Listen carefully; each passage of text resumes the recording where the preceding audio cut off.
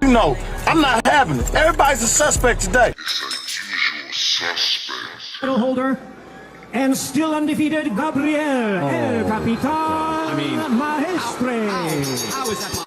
And this gets done too by a bunch of cowards at ringside that never took a punch in their life. I'm sick of it.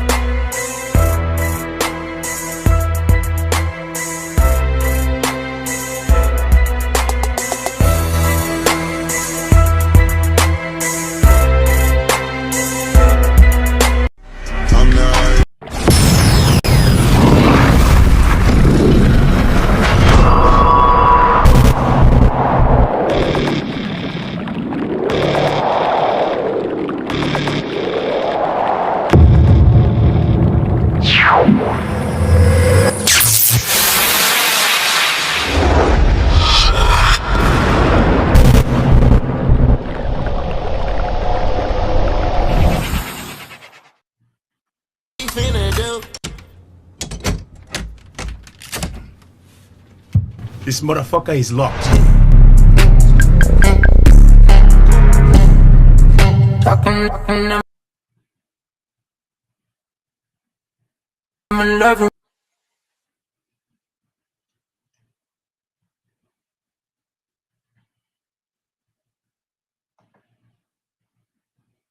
Hey, what it do, what it do, what it do? It is your boy 5039 back at it again with another one. Shouts out to the entire boxing community. Shouts out to the LDBC, the US6, man, the whole gang and chat. I see y'all in the building. Salute, man. Smash the like button. Smash the like button. Share that stream down right. It's the usual suspect team. You understand me? We all do streaming right now on Oak City and 503 Line, man. Hard Hitter Sports and Entertainment. So wherever you at, man, just stay put, stay engaged, and yeah, man. I hope everybody is having an amazing holiday. Christmas, New Year's is coming up. Hope everybody did have a great Christmas and, you know, New Year's, man. We only got 3 more days left in 2025 and it's done. It's finito. It's out of here. You understand me?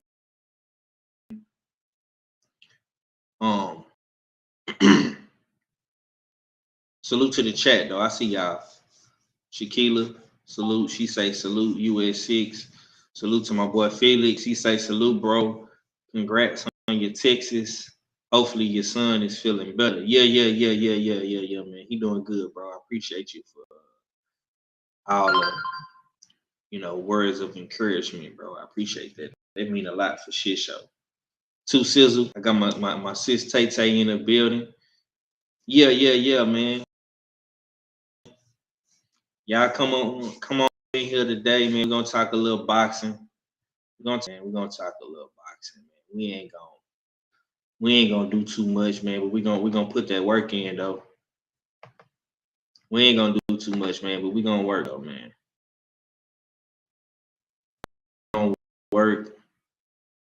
I see my boy KG in the building. Salute to my big bro KG. You understand me? The Night of the Samurai. The Night of the Samurai, Tiny and Anayawa Inoue. I was not impressed. Y'all. I was not impressed. If I'm just being 100% transparent with y'all, this ain't no hate, this ain't no shade. I love the eastern side of boxing with all the Japanese guys, but I'm gonna be quite honest, man. I was not impressed with Junto. I was not impressed with Monster Inoue. Hopefully their fight that they're going to have in 2026 lives up to the hype and lives up to the expectations. Ring Magazine in Riyadh went overly above and beyond. Shaquila say me neither. Yeah. Riyadh and Ruk Al-Sheikh went over and beyond to promote these guys. They had their own night, they had their own theme. I mean, everything was Night of the Samurai, it was Japanese culture. I mean, they put their whole culture on the forefront. And what I would say to that is, that's great. I'm glad that Riyadh and Ring is diversifying their resumes and their portfolios and the content on Ring and on the Zone, because the Zone is an international, platform. It's global, right? Oh, is that my boy PYP? Hold on, man. That's my essay. Let's see what PYP said. Let's see. Let's scroll down. He say Japan's mix they got us 503. Shaking my head. Yeah. Salute to my boy PYP, man. I ain't seen you in a minute, bro. I hope everything is everything with you, bro. Hopefully we chop it up again in 2026, man. I run across you in 2026, man. That's my essay right there. That's my guy.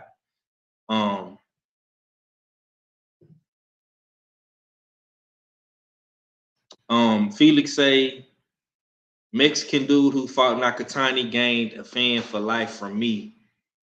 Yeah, man. Salute to Hernandez, man. I feel like Hernandez won the fight.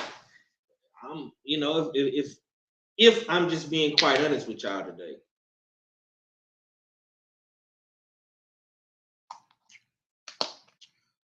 Salute to my boy Mahari. He say major blizzard in Minnesota. It's a mess out here. Damn. I hope everything is everything, man. I hope you be careful out there, man. In Twin Cities, man, in Minnesota, man. I know it get real cold in Minnesota. So hopefully out there, bro. Yeah, hopefully everything is cool out there.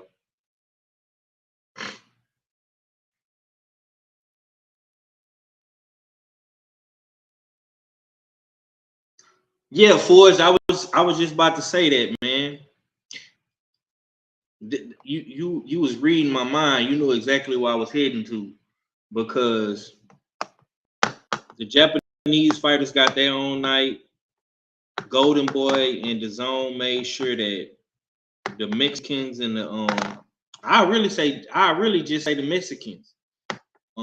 They always, you know, put a big splash on Puerto Rican.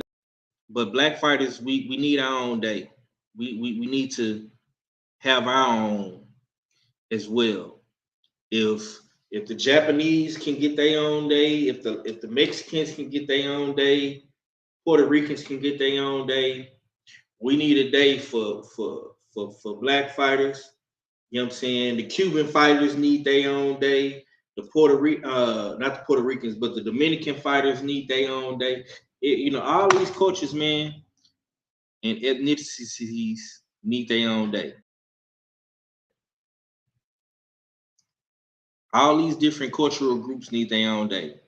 All these different races of people need their own day. Point blank, period.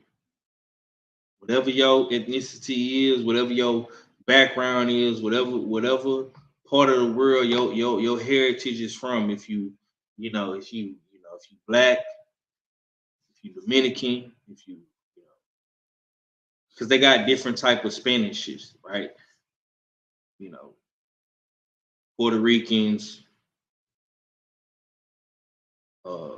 Dominicans, those are different Spanish background ethnicities. Then you got the black side. You got Black Americans. You got Africans. You know what I'm saying? We need our own day. You feel me? Two Sizzle say Ninja Night. Yeah, man, we need our own day. You know what I'm saying? We need our own day, homie. Because let me say this too. I don't care if if you black, you might live in, let's say you live in the UK and you black. You got African roots, you got Jamaican roots, you got, you know what I'm saying? You got Caribbean roots. Like, the black fighters need their own day. And we could just put all that shit into one, whether you got Caribbean blood, you might be from Jamaica, the Virgin Islands, or wherever the fuck you from. You know what I'm saying? You might be African, you might be Nigerian, or from Ghana. You know what I'm saying? Like, you might be Ethiopian, like Mahari and his family. You know what I'm saying? We all need our own day, bro. Don't just do that shit for the Japanese guys and do that shit for the Latino guys and forget about the black fighters over there as well. Because let's just keep it real. Who's been holding down the Zone? Who's been holding down Riyadh?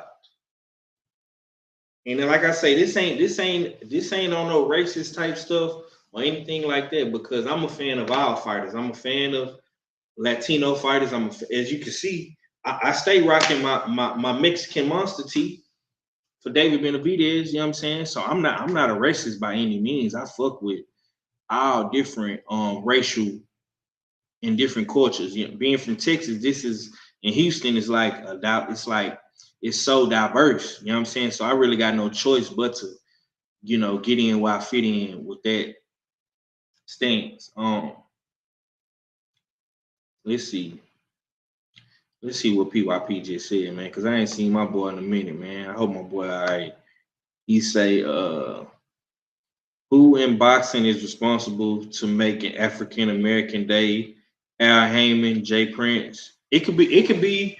They can all come together and collab on it, bro. They can all come together and collab on it. It could be Al Heyman step in and do something. Jay Prince can step in and put his 2 cents in, and they all take it to Turk. You know what I'm saying? They all take it to Turk. You know what I'm saying? And I guarantee you, we deliver, because when Zerto and them fought on the Mexican night for the Latino fighters, they delivered. Monster Inoue and Nakatani did not deliver, man. Them performances was They was like so like you know what I'm saying? So I wasn't too impressed. Especially with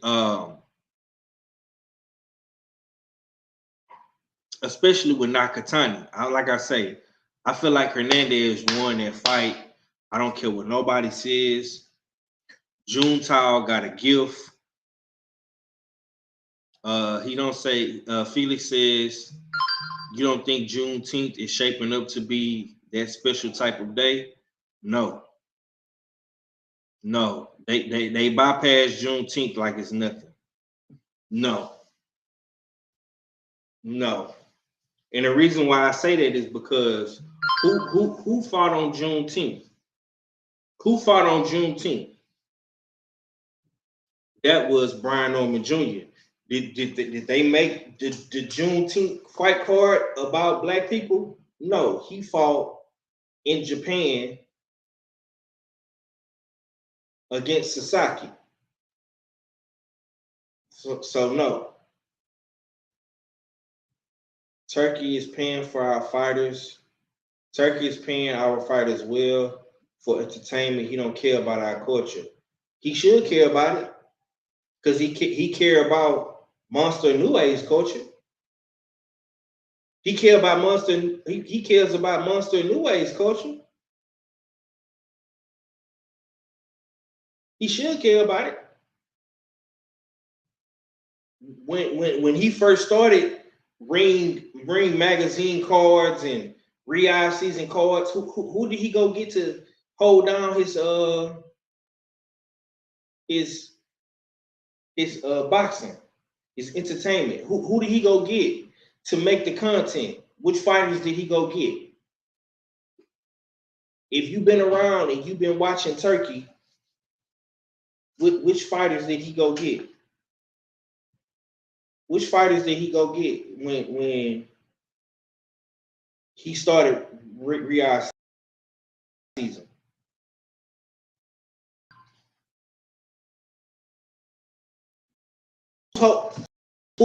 Who's holding down Riyadh? Who are the fighters that are holding down Riyadh season? There's Shakur Stevenson. There's Devin Haney. Thomas.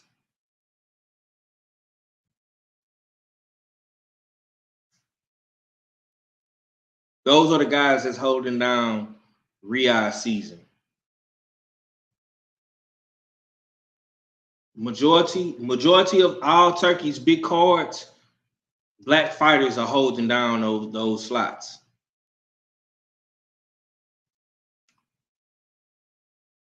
Shakila say Norman Jr. and Top Rank didn't even market it. That's a fact. Nobody. That's why I say, bro, they bypass it like it's nothing. And I got a problem with that.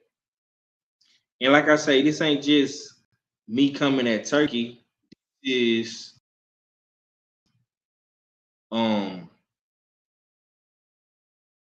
is like a whole plethora of guys in boxing who are not doing it. It's not just Turkey. We got Dana Black, the R fella is in the building. Jay Steels has entered the panel, man. What's going down with it, R fella?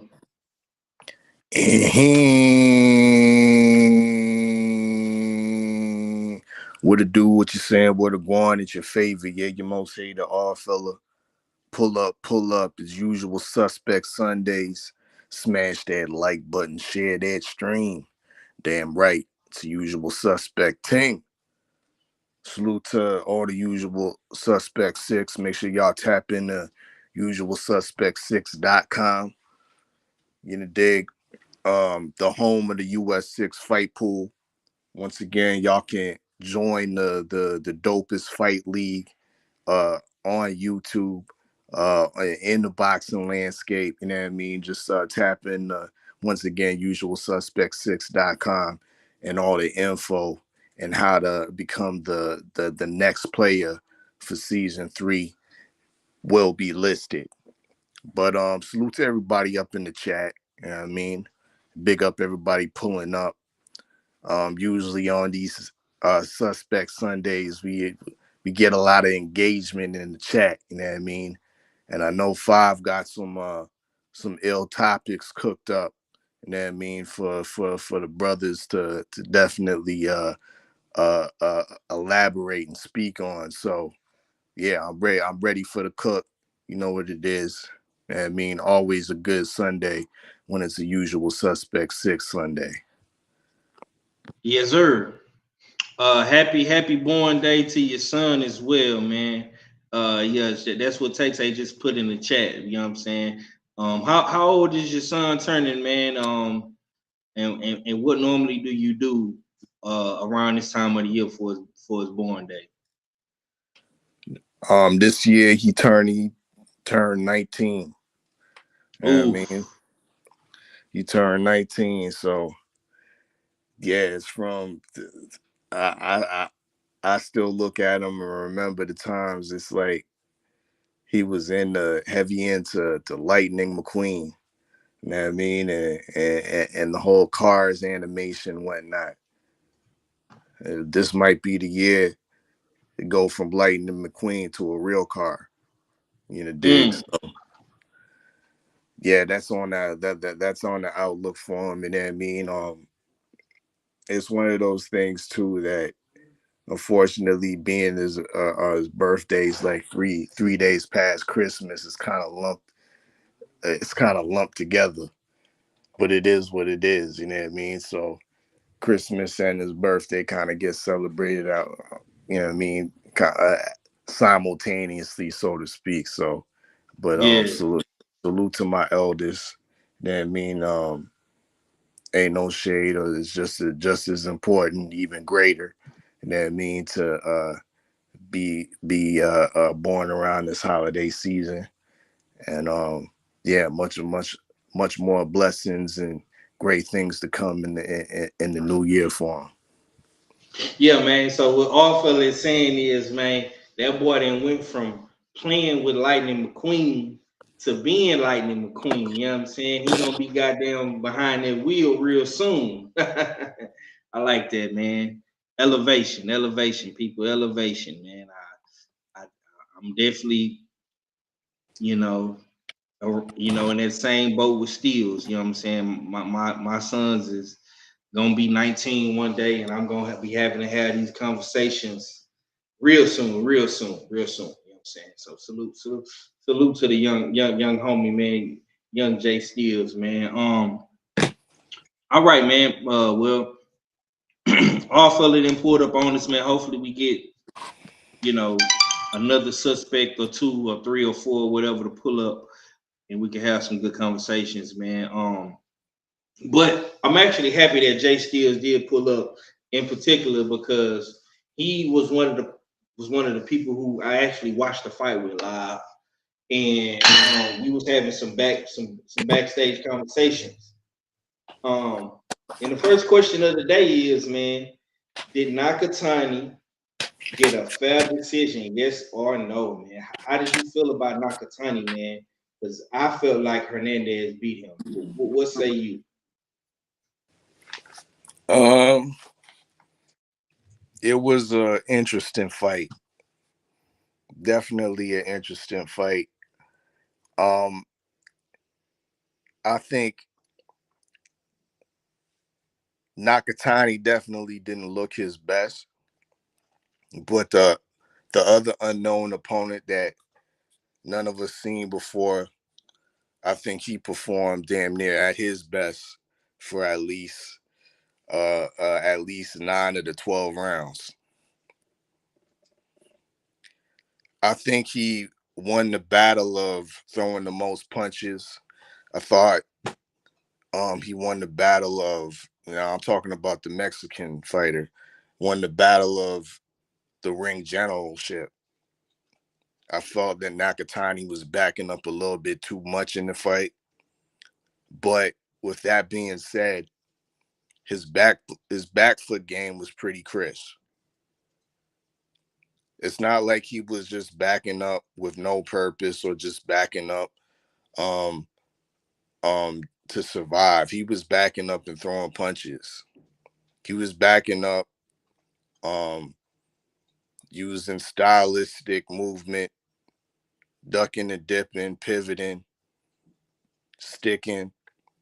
So I think he won the battle of the cleaner punches that were landed, in my opinion. As far as the scorecard goes, the one Arab judge needs to be taken in for assessment. I mean, immediately taken in for assessment. To have a scorecard as wide as 118 to one whatever, that's way too wide. You know what I mean? And I don't know what type of fight he was watching. I know the plan was set in place that Nakatani's supposed to be fighting Inoue next, but that's absolutely ridiculous that you're gonna discredit the Mexican opponent that I can't, his name's escaping me right now, but you're gonna discredit his performance in that nature.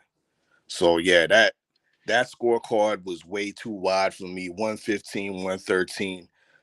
I'm not hating on that. You know what I mean? I'm not gonna say it was a full out robbery or nothing like that, or Nakatani got a full out gift, but Nakatani, what he did receive was a full out close call.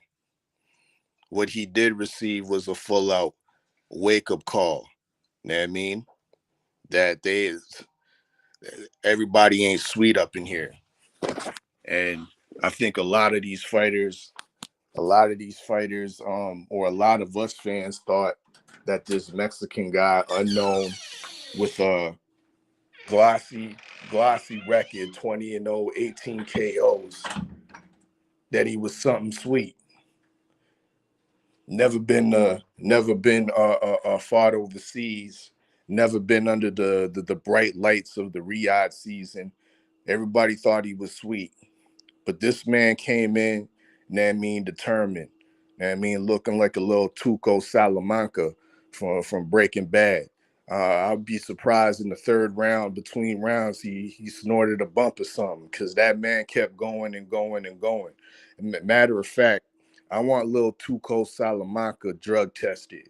Because he was putting out some like superhuman amount of stamina and energy, and the amount of punches he was throwing. It was nonstop.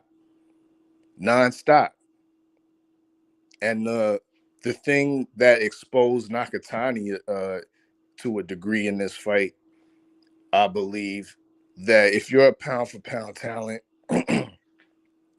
you should be able to do and execute one of the basic things when under duress. And one thing I didn't see Nakatani do was effective clinching. The man didn't utilize an effective clinch until in the middle of the 12th round. You know what I mean?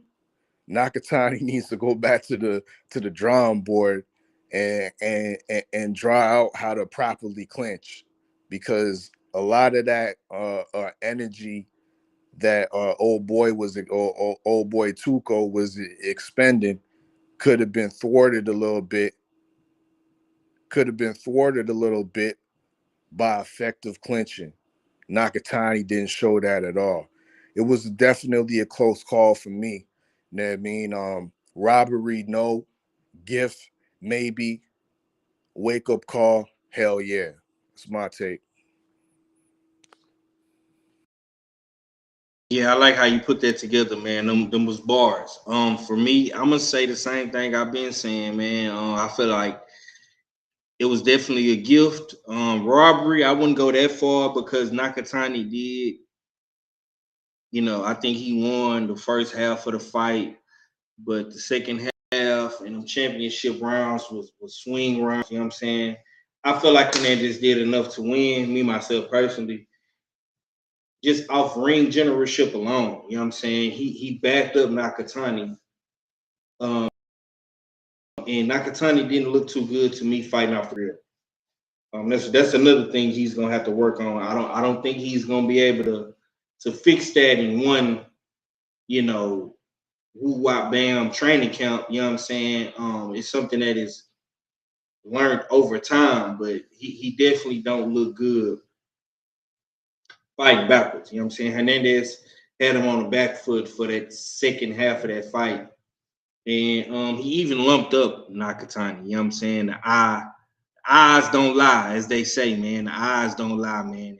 And that eye of Nakatani was crazy, crazy, crazy swole. You know what I'm saying? Lumped the fuck up. You know what I'm talking about? PYP says that was the classic Tijuana's boxing style. They all fight like that. Antonio Margarito starts slow, ends throwing 100 punches around. That's the strategy. Yeah, man. I mean, that pressure, man. I don't think Nakatani knew how to deal with that. Shaquila say, yeah. Okay, we gonna keep it pushing. We gonna keep it pushing. Let's talk about this real quick, man. I don't know if y'all spoke on this on the Beltway. I wasn't there Friday, man. Keyshawn Davis, was doing interviews all throughout the buildup of the Teofimo and Shakur Stevenson card. We all know that Shakur and Tio is fighting, but now we got confirmation that Keyshawn and Jamaine Ortiz is fighting. But in the process of all this, man, he ends up calling out Devin the Dream Haney, man. And I asked you and I asked the chat, man. Is Keyshawn really ready for Devin Haney? What's your thoughts on that, Art?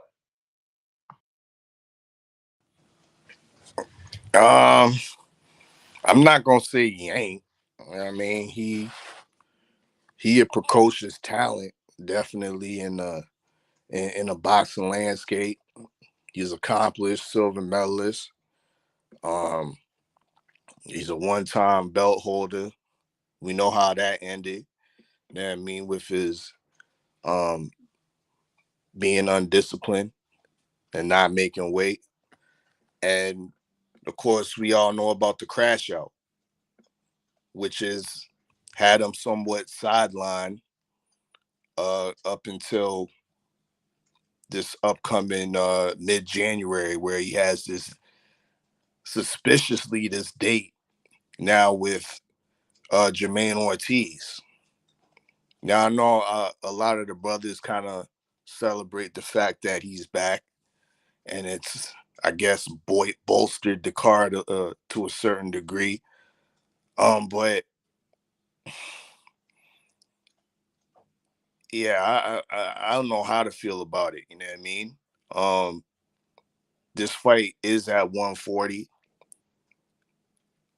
and he's talking about a 147 champion.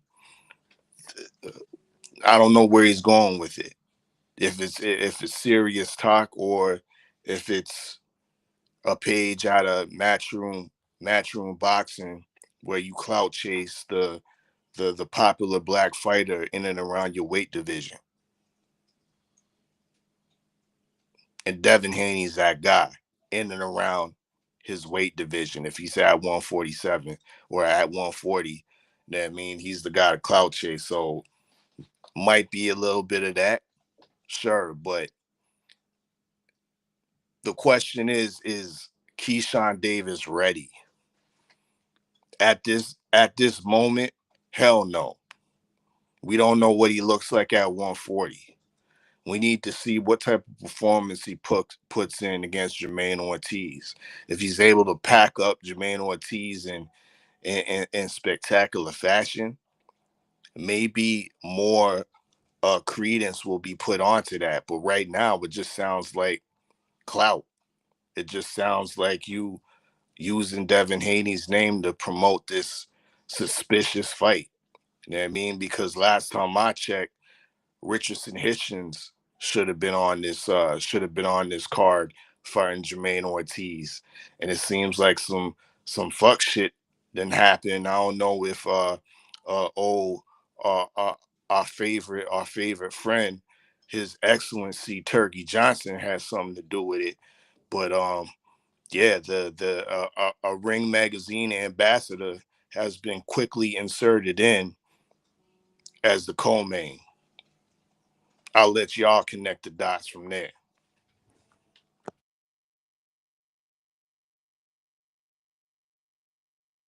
All right. Okay, we got to go connect the dots, man. We got K, the good doctor. What's going on with it, brother? What's up, man? What's going on? What's up, chat? What's going on? Another damn day in paradise, man.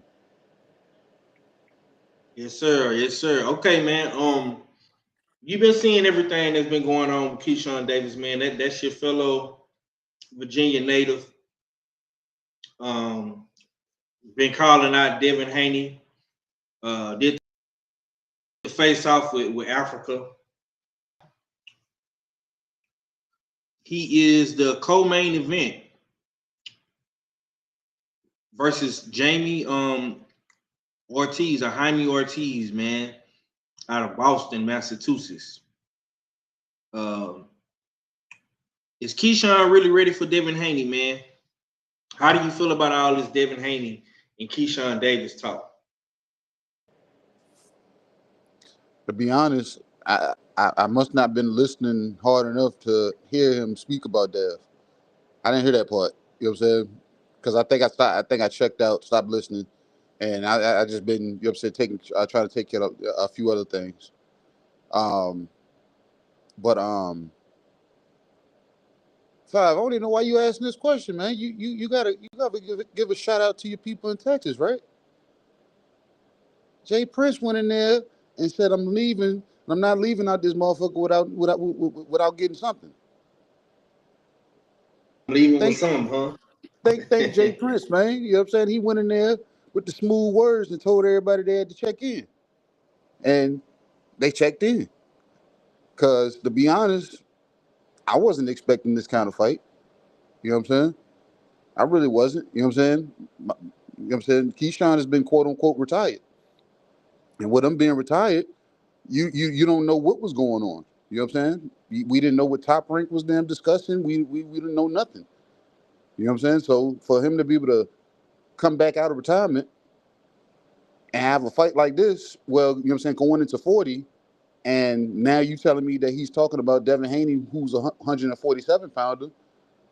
Anybody that's seen that video when he was going off at the crib or whatever, the kid looked like he in fight shape right now, and he don't look small. So he called himself the Diesel Oopa Loopa. You get what I'm saying? He called himself the Diesel Oompa Loompa. You know what I'm saying? So if he walking around chest on D's, arms on swole like that, he might be, you know what I'm saying, passing through 40. You know what I'm saying? Who knows? You get what I'm saying? So and to say if he's ready or not, bro, we've watched this kid. Like I said, despite the shenanigans outside the ring, but inside the ring, what bullshit time has he been on inside the ring?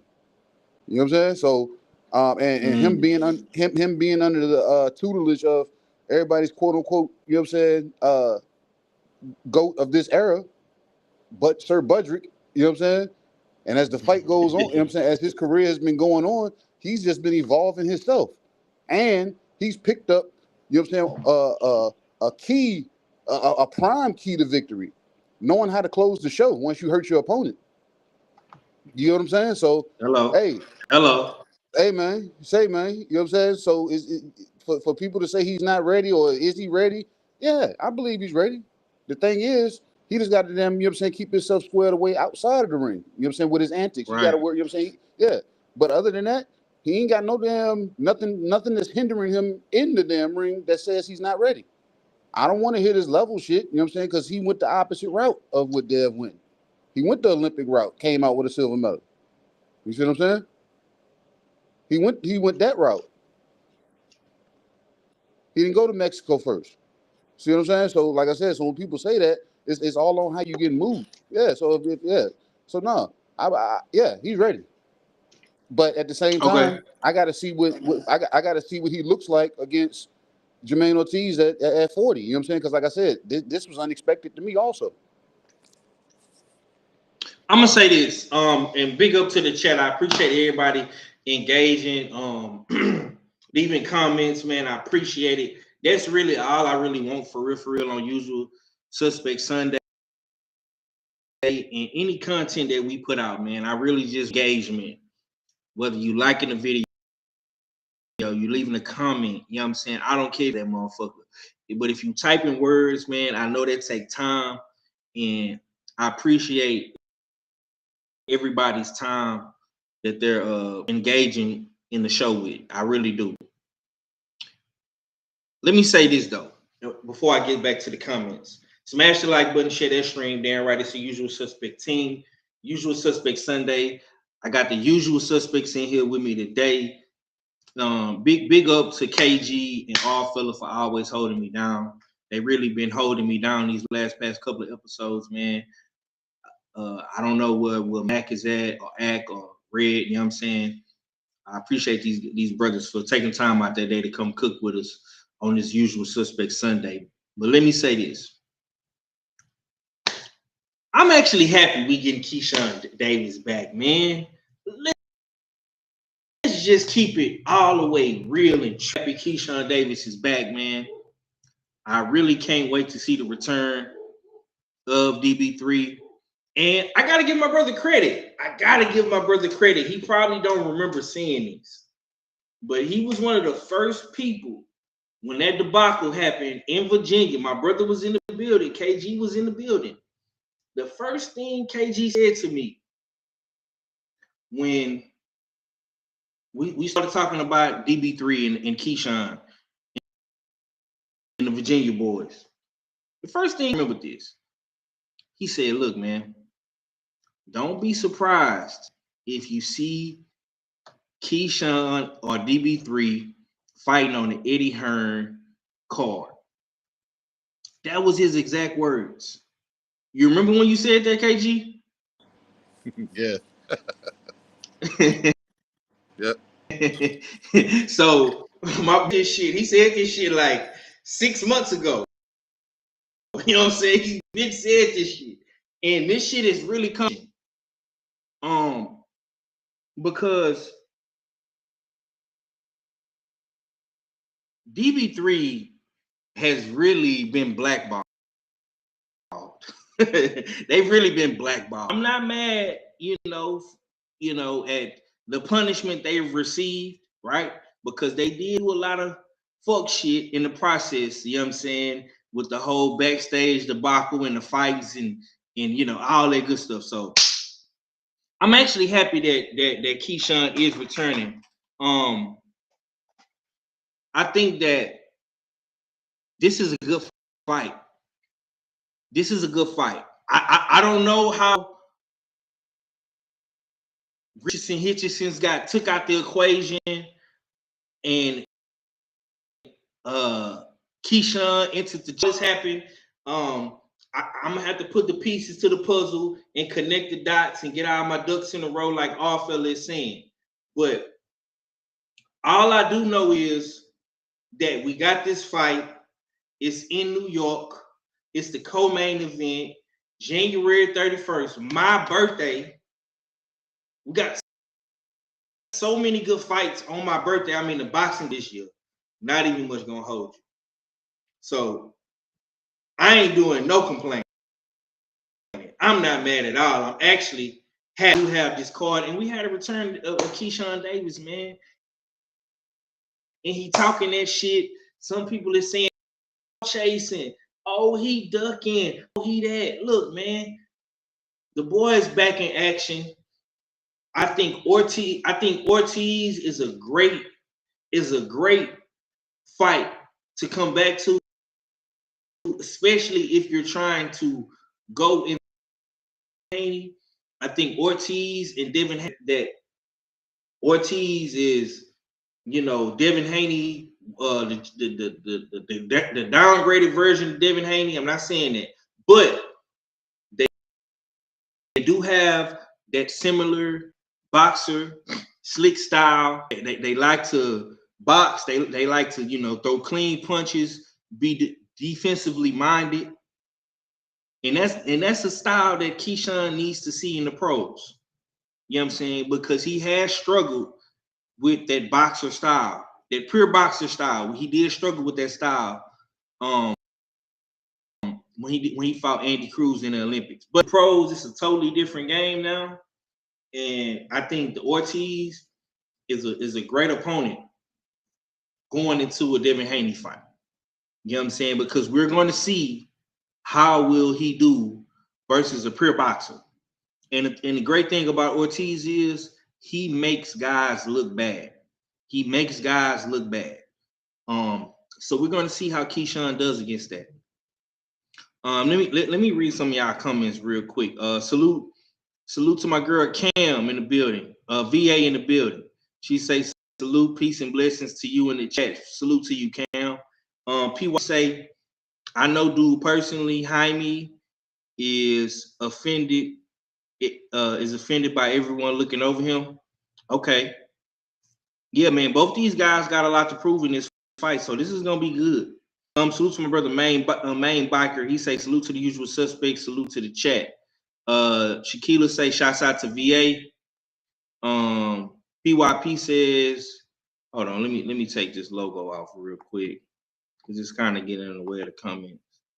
He says Keyshawn will not beat Jaime suspects. Oh, you saying he won't beat him? Okay, we're gonna see, man. We're gonna see. All right, he got the crystal ball. He might want to sign up for season 3 of the US 6 Fight Pool, because he said he will not. Oh, okay.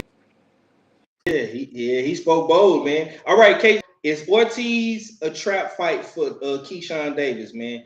Is this a trap fight for Keyshawn Davis, man? Of course it is. You got to show and prove.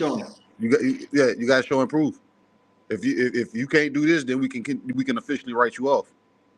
But at the same time, the sad part about that, if Jamaine wins, it doesn't boost him. It doesn't boost him. They're not gonna let him. They gonna still carry him the same way they've been carrying him. Like, I hate to say it like that, you know what I'm saying? Or they're gonna serve him up to somebody else. See what I'm saying? I don't. But it does something for Keyshawn if he's able to push through. You know what I'm saying? So, yeah, they've thrown him out there because Jamaine Ortiz is not a small 40-pounder. And like you were saying about him showing shades of Devin Haney, this kid has a power jab. I like Jamaine Ortiz's jab. And in the nights that he wants to show up and use it, that shit can be damn kind of devastating. It can damn, you know what I'm saying, throw you off your path or what you thought the damn your Friday night was gonna look like. Saturday night, you know what I'm saying? You ain't going to the club, you staying in the house. You drunk too much. So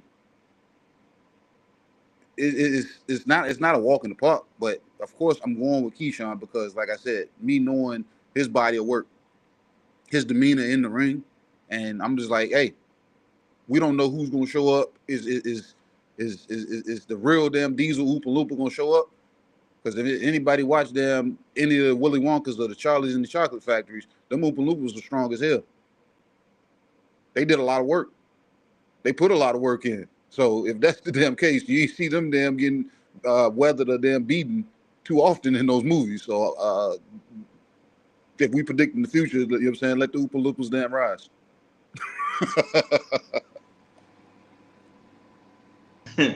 Hey, salute, bro. I like that. I like I gotta ask all of the same question, but I'm gonna put a little spin on this one, man. The blacklisted surgeons. If Keyshawn gets past this trap fight with Ortiz, man, will he possibly be on the blacklisted surgeon list of the usual suspects, man? All fella, what's your thoughts, bro? I think Keyshawn will be able to get past this this fight with Jamaine Ortiz. I'm not necessarily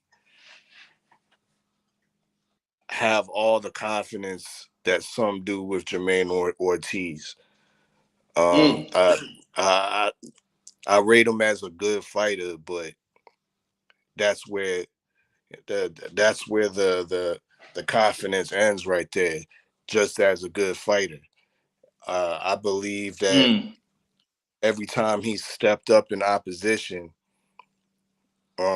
he does enough to look good. He does enough to put out a competitive performance, but he doesn't do enough to separate himself and get the victory. Doesn't do enough to even sway the judges, in my opinion. I think this is more of a trap fight for Jamaine Ortiz, because if and when Keyshawn gives him this next loss, I think he'll be relegated as a guy that's a low-key gatekeeper, a guy that that's gonna be in a bunch of crossroads fights for the his upcoming future. But with Keyshawn Davis, after being victorious from Jamaine Ortiz, will he be a part of the modernized Black Murderers Row, which we are dubbing the blacklisted surgeons, who surgically dope pick a name. I like that target? name. I like that name, bro. What? How did you come up with that, man? The blacklisted surgeons. What did they come from, man? I mean, shout out Champ Side. You know what I mean? Because through one of his documentaries about the Black Murderers Row, that kept this situation kind of in my mindset. I'm like, yo, this is kind of comparable. You know what I mean? Because it kind of spawned off without all the outrage on the Ring Magazine's pound for pound list, lack of Black American representation on their list. So I'm like, shit, instead of here complaining about it, let's put together our own list. You know what I mean? Of guys that have been traditionally overlooked. But we can't call it the Black Murderers Row, because real talk, ain't nobody on this list to me are killers. You know what I mean? Respectfully. You know what I mean? So let's modernize it up and call them the blacklisted surgeons. You know what I mean? Because every single one of these guys on his list have surgical, precise, highly skillful styles. You know what I mean? Now, as far as Keyshawn Davis goes, I'm gonna have to give you a hard no, and here's why. Because yes, he's a great breakdown technician. However, everybody on this list, the 6 fighters that are on this list, have had at least 20 fights. at least 20 fights, so they're relative Okay. in the professional ranks experience. Most of them, except for one, has at least touched one title belt. You know what I mean? So once Keyshawn Davis gets a little bit more experience under his belt, some more fights, breaks that 20 fight threshold, yes, he's definitely a candidate to be on the new blacklisted surgeons list. And we gotta, and once again, we gotta see how the landscape continues to develop, because not only are these guys highly surgical, but there's evidence, there's concrete evidence that everybody's seen, everybody can reference, that all these guys have been ducked by like champions, other cash cows that are in and around their division. That's what it takes. I don't know too many stories with regards to who has ducked Keyshawn Davis. I'm sure there's some, but once again, his story still needs to develop. He still needs to add some wins, or add some fights to that resume, and break that 20 threshold. Okay. Okay. And y'all be sure to go usualsuspect6.com, US6 on IG, man. Listen, man, we got all the content. Whatever you want to see is on the website. Saying boxing related merchandise, everything is over there as well as US6 on IG. That's the official usual suspect 6 Instagram page. So y'all be tapped in, man. But this is the list, man. The blacklisted surgeons, man.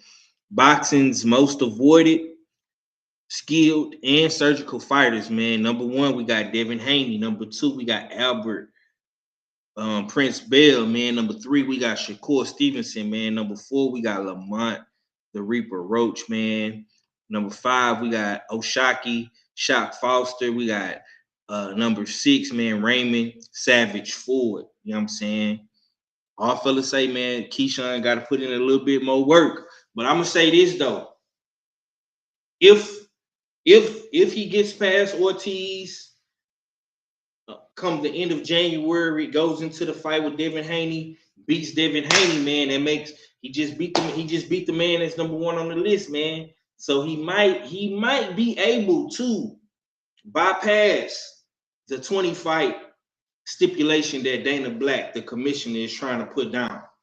And I understand the 20 fight rule. I'm a big the 20 fights, you know what I'm saying? That's really one of my main things in boxing that separates you from prospect to contender to champion. So if and like KG was saying, you know what I'm saying, Keyshawn is taking a totally and wholly is like different route. His route is completely different from a lot of dudes. He's been fast tracked, and you know he's done it a totally different way, totally different. You know what I'm saying? But is this a trap fight to me for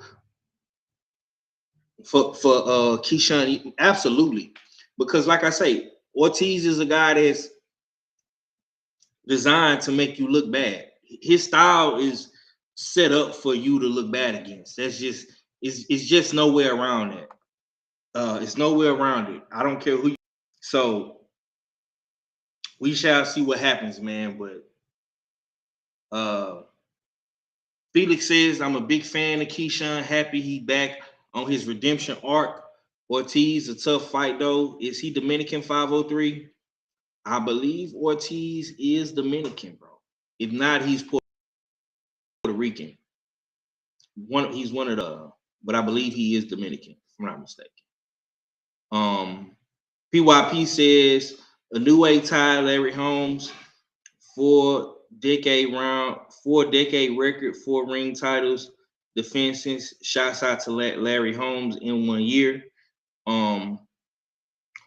You also said, what did you say? You said KG is incorrect. Let's see what else you said. GQ127 in the building. Salute, bro. Definitely in shape. He not with Bo Mac and Bud anymore. Matter of fact, I picked Jaime. Okay. Let's see what else you said. He said KG is correct. They want Ortiz to lose. Okay, you said KG is correct. They want Ortiz to lose. Got you, bro. Yeah, salute to everybody in the chat. Salute to my brother ATX Red. I seen you early in the building, bro. I do, man. All right, let's keep it pushing. All right, man.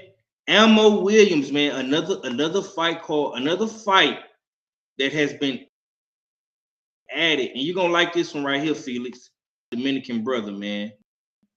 Another fight that got added to this card, and you can look at it in the lower left corner in the background. Man, got Carlos Adames versus Austin Elmo Williams. Also got Shushu Carrington going up and getting his first title shot as well. But this is Elmo Williams' second title shot. The first one was against Hamza Shiraz, and that was on another Riyadh card where Elmo Williams lost. I believe this was in the 5v5 with Frank Warren versus Eddie Hearn. But Elmo Williams is back, man. He is back. And he's going up against Carlos Adames, man. This is another great fight on this card. And I ask you, man, KG, does Elmo Williams pass the test at middleweight contention to get a title in his second go round against Carlos Adames? Or do you does the same thing Shiraz did? Ammo them has to seize this opportunity because everybody know damn Adonis is a dog when he's in there, but at the same time, that should be your key to victory also. I know he's there so I can hit him. I have to devise a plan to hit him as much as he damn, you know what I'm saying, wants the dog, because I know that's what he's going to do. And at the same time, I know for a fact if this fight has 50-50 rounds, it could potentially be a draw. Because it's like they don't want to really give Adames a win, you know what I'm saying, also. So Ammo needs to show up, you know what I'm saying, in rare form, the form that, you know what I'm saying, that he hasn't seen yet. He like this should be a level up fight for him to go ahead and, you know what I'm saying, seize the opportunity. Hamza Shiraz is different, you know what I'm saying? You know he's going to try to box you at range, and then he can get to fighting with you. Carlos, that's a different fight. That's an actual fight. So go in there and fight. And actually, you know what I'm saying, you know what I'm saying, be smart about the fighting. But I don't see him winning this fight. You know what I'm saying? I don't. You know what I'm saying? Because I don't think he's ready to flip that switch, man. And Carlos is, you know what I'm saying, one of those guys he's gonna pull it out you, and you're gonna either be ready to flip that switch, or you're gonna still then be sitting there wondering why didn't I just pull the switch to see what happened? Because he's gonna be there to fight you. So Ammo got it. Like I'm gonna be talking in circles, Five. I'm just saying he just has to there be suited and booted that night.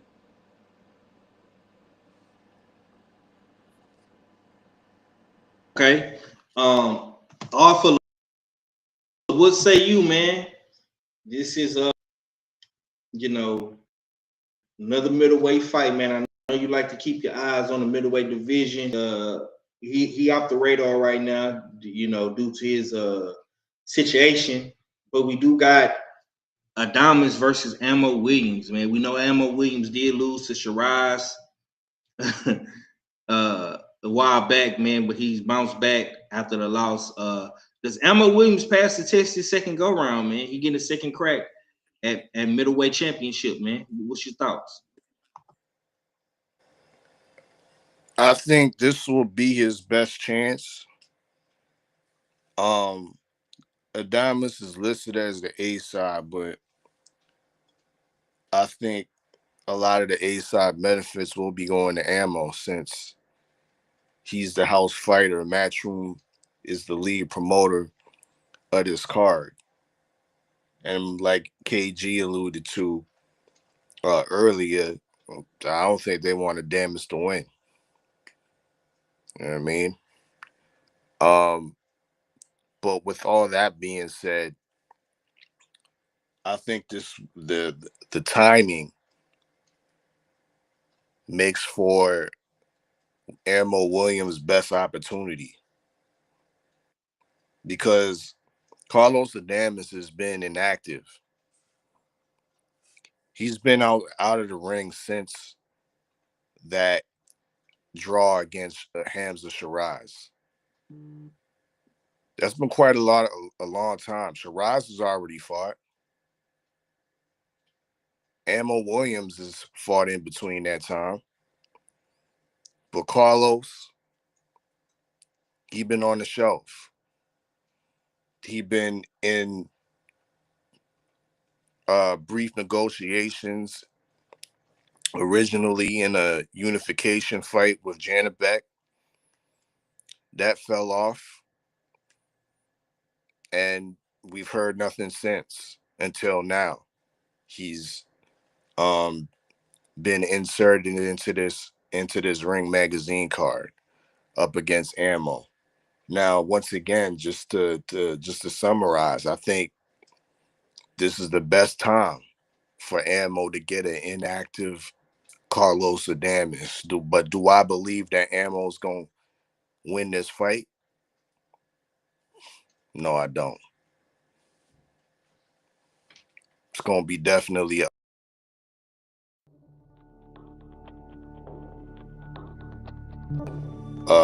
caliber.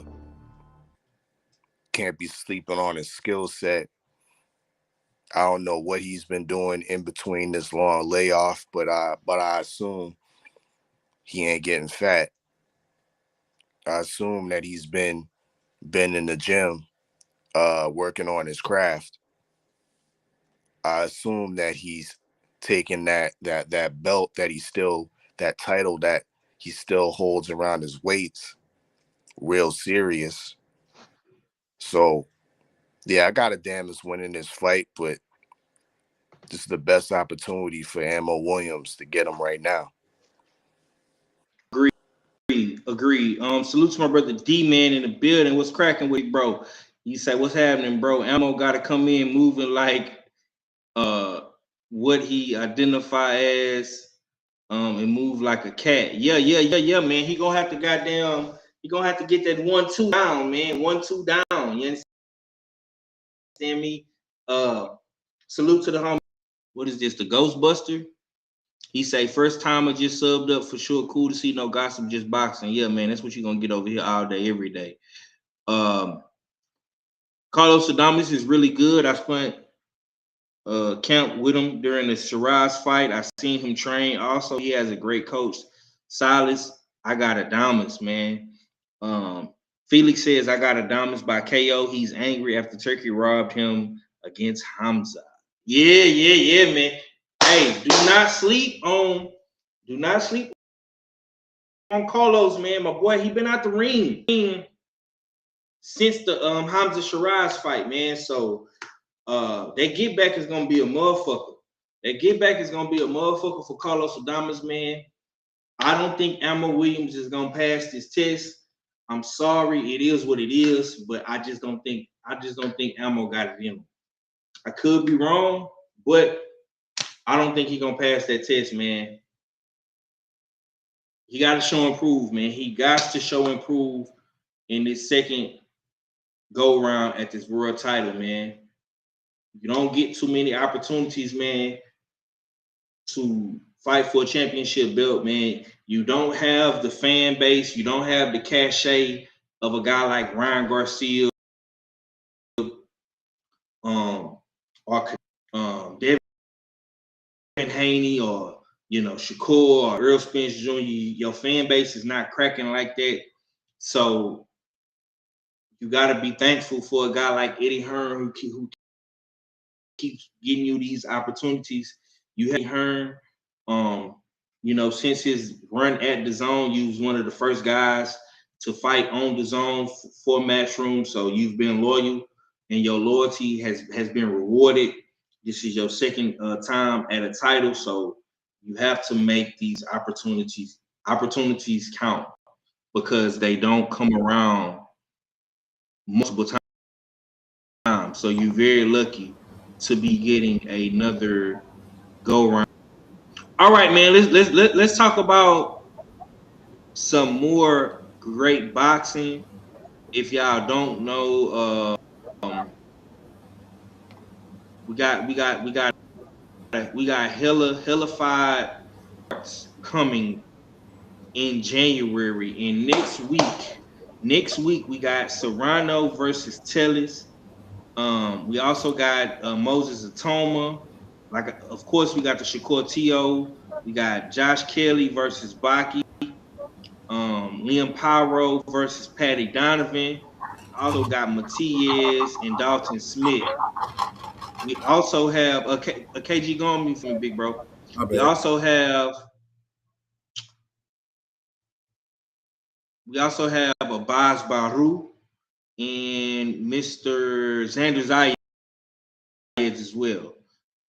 So a lot of fights in January, man. But let's get to this. Let's get to this. Amanda Serrano, man. Amanda Serrano, man. Is Amanda Serrano still the face of women's boxing, or has passed her, man? Who is the face of women's boxing? Is it still Amanda Serrano, or did someone pass her up? This man.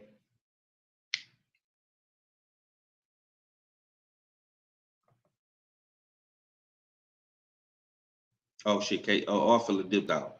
KG, what you got on it? Face of boxing. I thought Clarissa Shields was the face of women's boxing. Well, not according to you. I thought Clarissa Shields was the fucking face of goddamn women's boxing. Yeah, David.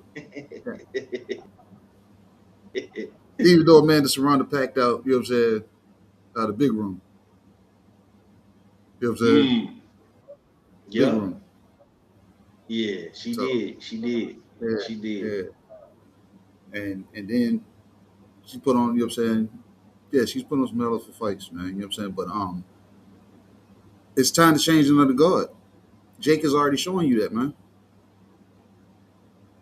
Alicia Baumgartner is the new face in Jake Paul's eyes. You know what I'm saying? Because Amanda Serrano, how much more does she realistically have in the tank? Because she's been in some wars. You know what I'm saying? Like, and that takes a lot of out of a fighter. And then she's not on the right side of 35 right now. You know what I'm saying? So I don't know, bro. She's not. She can't be.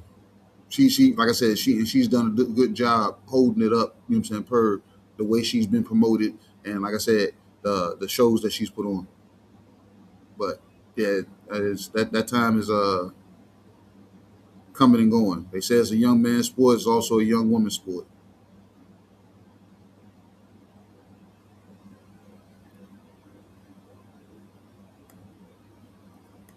Okay. I'm gonna say this, man. Amanda Serrano is definitely one of the faces that we think of when we think about women's boxing. You can't forget about Clarissa Shields, of course. And I'll just say here in America, like when you think about women's boxing, you think about a Serrano, you think about a Shields.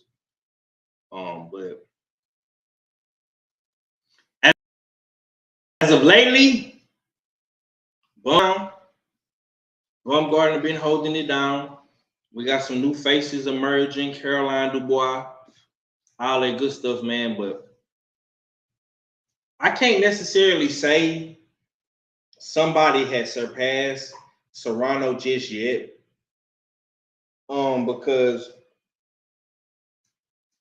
I don't think nobody outside of Bumgarner, man, has been able to get the numbers like that. You know what I'm saying? Clarissa Shields, she has the accolades and accomplishments and all that good stuff, but when you really think about it for real, man, Serrano has the numbers, man. Serrano put a bunch of numbers up, like great numbers. You know what I'm saying? From the Katie Taylor fights, you know what I'm saying? Like she go back to Puerto Rico next week, man, and fight this Tellis girl. So I think she's gonna do great numbers in Puerto Rico when she go back next week, man. So I don't know. I can't really say somebody has passed her right now. I can't. You know what I'm saying? If we just talking pure numbers, she's killing it. She's been killing it. You know, she's killed it in the Katie Taylor fight. You know what I'm saying? So I can't give it to nobody else right now. You know what I'm saying? And I say that respectfully.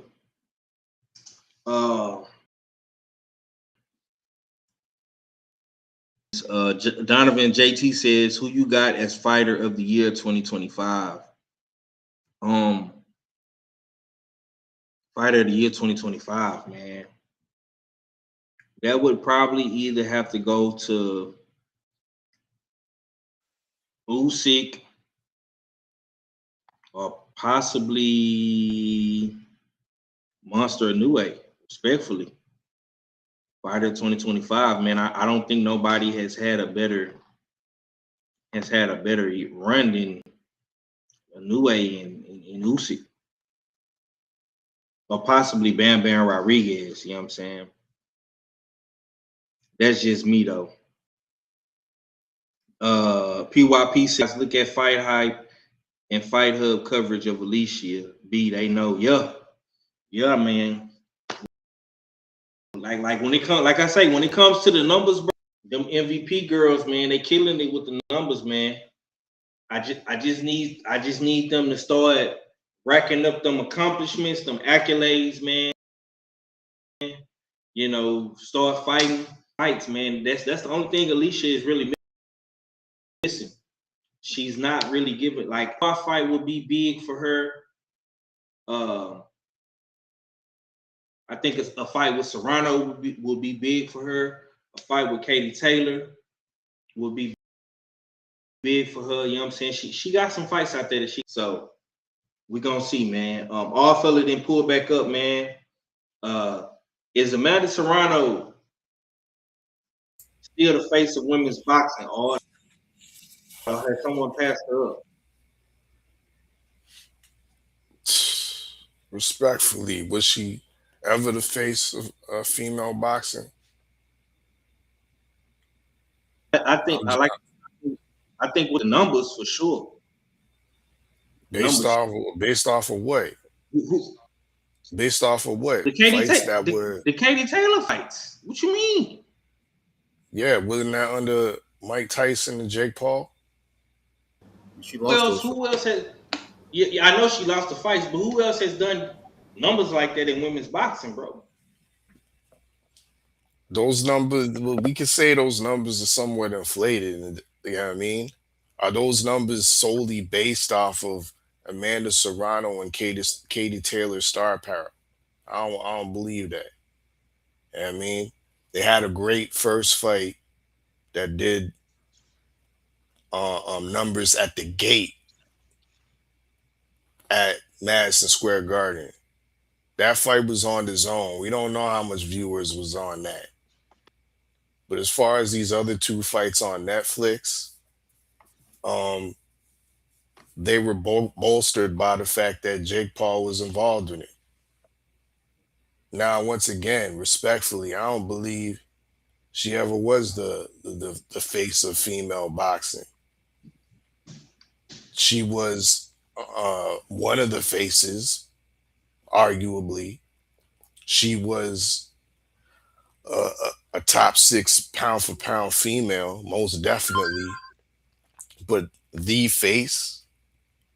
Nobody knows who Amanda Serrano like that. She's not no household name on a, I would say, that's more recognizable than Clarissa Shields. Nah, I don't think I could reach that far to agree and say that she was ever a face of boxing like that. I mean, she did. I'm not saying that she wasn't at the top of the sport or she isn't at the top of the sport, but to say that when I look at Amanda Serrano and or if I ask my sons about female boxing, they ain't gonna come back to me and say Amanda Serrano's that face. I'm sorry. You know what I mean? Straight, simple, and plain. So is Alicia Baumgartner that face now? No, she ain't. She's working her way to her stardom. You know what I mean? She a star, but is she a superstar right now? It remains to be seen. Because once again, in the same position that Amanda Serrano was in, her numbers the 15 million viewers that watch her and Layla Baudouin, that was built off of the strength of the main event, Jake Paul and AJ. Can she do Alicia Baumgartner do 15 mil, her being the main event? That remains to be seen. I mean, if we gonna say there's a female face of boxing out here, uh, unfortunately, whether you like it or not, that face, that face is the GWOAT. I mean, Whoa. that face is the GWOAT. I mean, out here getting what $10 million deals and shit. I mean, doing her, Not a cosign. yeah, doing her own thing. I mean, so she more of a face than Alicia Baumgartner is, and Amanda Serrano is right now, in my opinion. I ain't even rocking with with Clarissa like that right now. Okay. Salute to Shaquilla Fields, man, on the Smoke City broadcast super chat, man. She came through and showed heavy love, man, with the $10, man. 10 of them things. She say, shouts out to the usual teens. You know what I'm saying? Appreciate you for coming through. Yeah. I mean, hey, man. Hey, look, man, you're not gonna get no resistance from me. You know what I'm saying? If you, like I say, you can't go wrong with Clarissa Shields. Clarissa Shields got the accolades. You know what I'm saying? She got the nice, $1 million, multi-million-dollar deal. You know what I'm saying? She got Pat Poose on her side now. She doing her thing out there in Detroit. Selling out Little Caesars Arena. And she ain't, Clarissa Shields is doing that off her back alone. You know what I'm saying? She not, attached to a guy like Jake Paul. Everything that Clarissa get, she getting it out the mud on her own. But like I say, man, the numbers don't lie, man. Serrano, even though she has lost to Katie Taylor, has some draws or whatever the case may be, the numbers don't lie, man. The numbers are in Serrano's favor. That's just my personal opinion. It might be some inflation in those numbers because of Jake Paul, Mike Tyson, and whatever the case may be. But like I say, when Serrano fight on her own by herself, man, she did good numbers. She did good numbers in the first fight with Katie Taylor. They packed out the garden. They was in the big room. They wasn't in the small room. You know what I'm saying? I think with her fighting, I think she gonna bring them out next week in Puerto Rico. You know what I'm saying? I think that crowd is gonna go crazy when they see Serrano in that joint. That's just me. But nonetheless, man, let's keep it pushing. I had to throw something in there for Serrano because she do fight next week, man. January the 3rd. She will be the first fight of 2026, man. So y'all be sure to tap in. We're gonna be talking about Amanda Serrano, man, next week. Sabril Matias, man, is another one that's coming down the pipeline in January, man. Is Sabril Matias the most dangerous man at 140?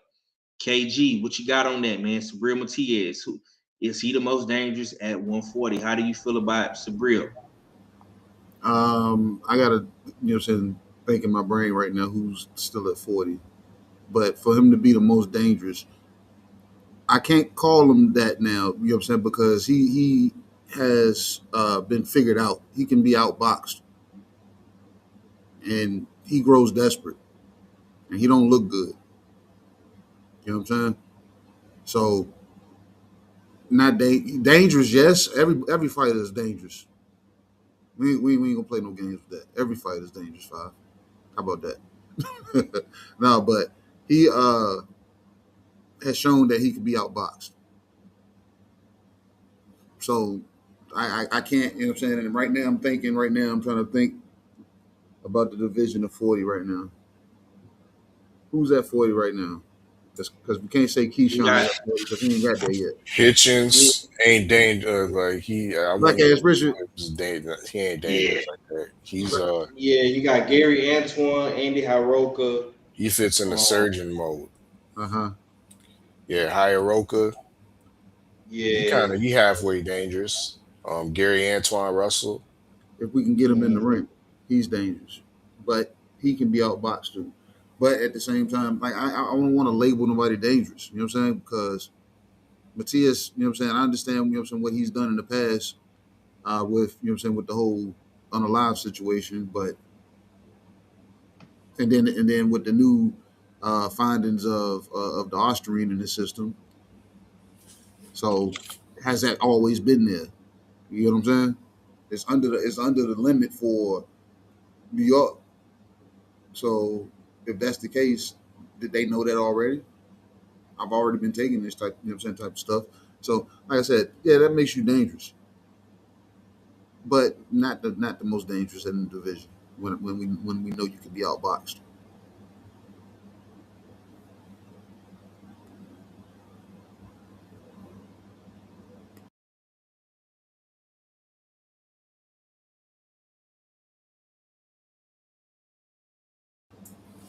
Talking, he on Yeah, mute. yeah, Five, you on mute.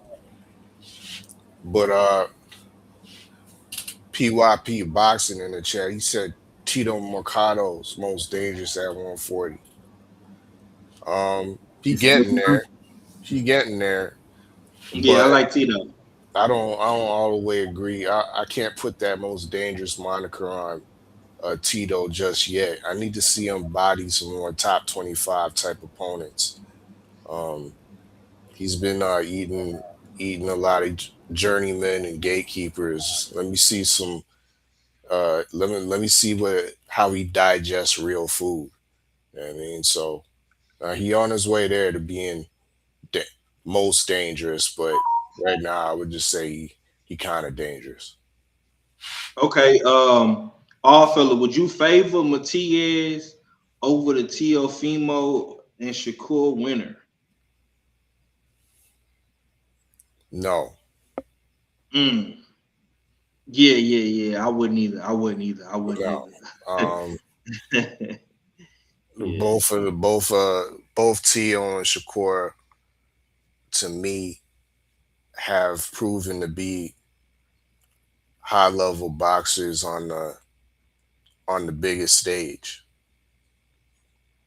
for the biggest prizes. So no, I would not favor Matias, even though he showed ability to deal with a high level boxer in Alberto Puello. Because the stench of the Liam Perro loss, it does linger heavily. But he cut some of that stench when the way he was able to uh, come through against Puello. Now it wasn't just a straightforward one-sided victory for Matias in that last fight. But he did show improvements in regards to being able to cut off the ring and not just follow his opponent around. So that spells well um, for him fighting other guys with boxing ability.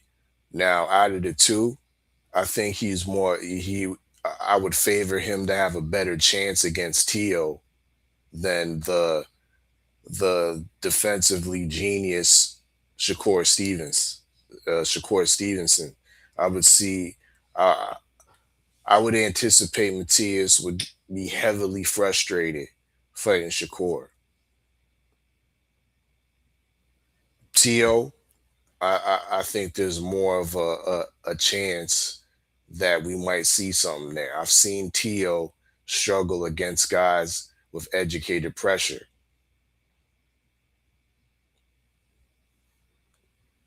Okay. Yeah, man. We I've seen Sabril be outboxed, man, by Liam Pyro.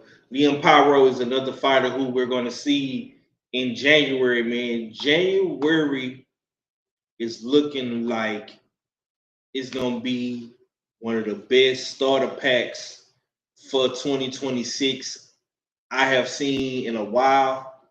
Going into this new year for boxing, we're going to have a lot of telling fights, you know what I'm saying? And it's gonna start a whole lot of shit.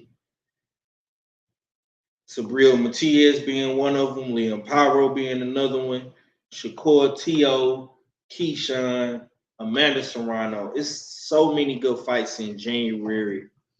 But this US6 Sundays, man, let's cook, let's get it. Subscribe, smash the like button, share that stream down right. It's the usual suspect theme. And we got a plethora of other questions to get to. All right, man. Moses Atoma, man.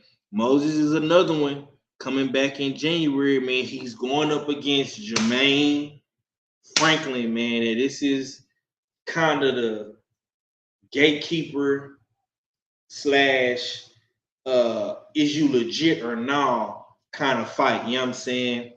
For Moses, you know what I'm saying? I would think it's fair to say that Jermaine Franklin is a gatekeeper in a heavyweight division. Damn.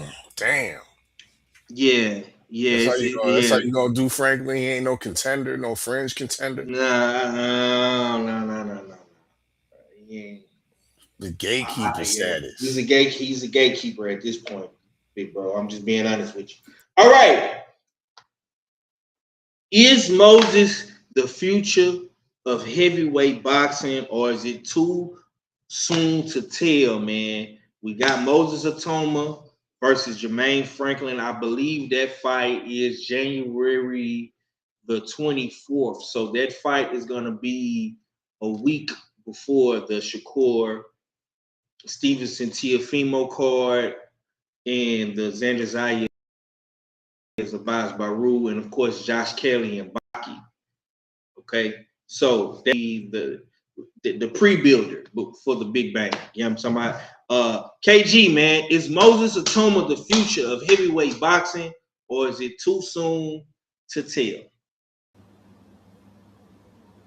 He can be, but it's too soon to tell. Yeah, it's too soon to tell because, like I said, based on what? Like a lot of us pretty much said, you know what I'm saying, on other panels, other shows. A lot of those guys come across the water and get touched, and they first appearance don't look the greatest. So, what Jamaine Franklin is going to show up? I don't like that fight. I wish, you know what I'm saying, I wish they would have given him someone else. Go ahead and serve him up there, you know what I'm saying, Rocco. You know what I'm saying?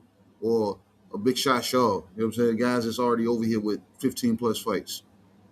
If that's what you want to do. Let's do it like that.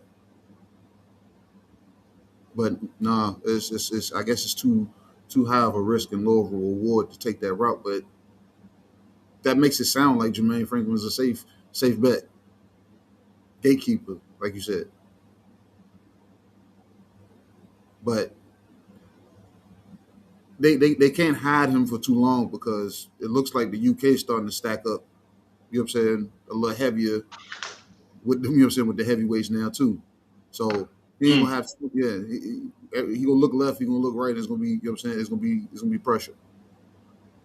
So he can be, but they can't damn. You know what I'm saying? Push a foot around with him. They gotta actually put him in. You know what I'm saying? Into these fights to show that he's that nigga.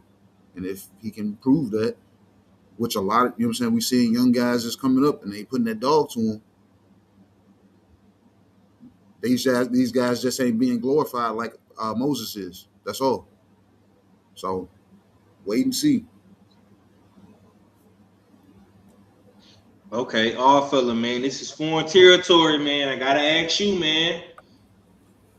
Is Moses the future of heavyweight boxing, or is it too soon to tell? What you got? All the evidence reviewed thus far is leading towards the statement that he is the future of heavyweight boxing. Um, the sparring stories of him coming in as a schoolboy teenager with his uniform on, straight from school into the ring with championship level contenders and champions. So he has the at least the experience when the lights aren't on. Um, he's showing great footwork, uh, great distance. He has a bit of a quick twitch. He knows how to parry with punches. He can sit in the pocket and counter.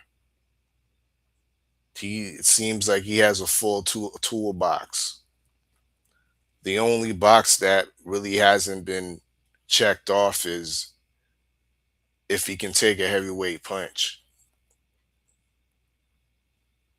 Before I say he's the future of the heavyweight division, I have to see whether he's able to take a heavyweight punch. Through his short career, his scripted career so far, he hasn't taken a heavyweight punch. He's pretty much gotten his opponents out of there without getting wet. Jermaine Franklin is a guy that I won't call him a gatekeeper at this juncture, especially coming off of a win against the undefeated Ivan Daichko. Some might say it's controversial, but it's a win nonetheless. He fought and beat a top 25 type guy. You know what I mean? But will I say that he's being used as a trial horse for the young Moses Atuma? Yes, indeed. He's being put in there because Jermaine Franklin is noted for giving top contenders and former champions rounds. I ain't never seen Jermaine Franklin on his pockets. I don't even remember Jermaine Franklin even getting wobbled like that. The man has an underrated chin. The man is durable. He doesn't have the most exciting style. I wish Jermaine Franklin would get himself in better physical condition because I think he's leaving a lot on the table.